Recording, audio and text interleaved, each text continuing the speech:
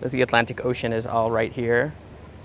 And West Point, which is one of the more infamous shanty towns and is basically cut off by access to the Atlantic, and the port is right in front of us here.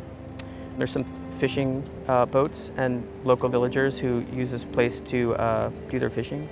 There's about 25,000 people who live in West Point.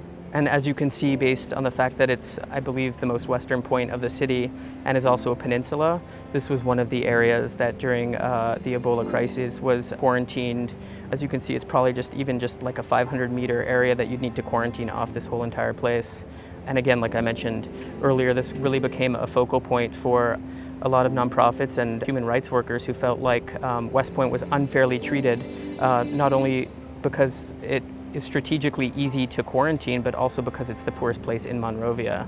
And so these people were locked in here for 21 days with limited access to food and water and obviously to healthcare, mostly because it was geographically easy to cut off, but also because it's one of the poorest neighborhoods.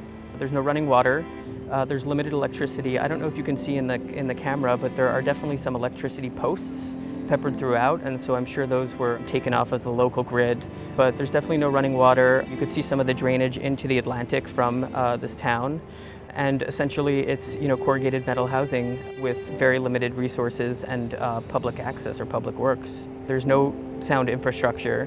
In order for a country to be sustainable and to thrive, essentially you need to have the groundworks for proper infrastructure, including roads and cement housing and plumbing for sanitation. And without those resources or infrastructures in place, you really can't rise people out of poverty.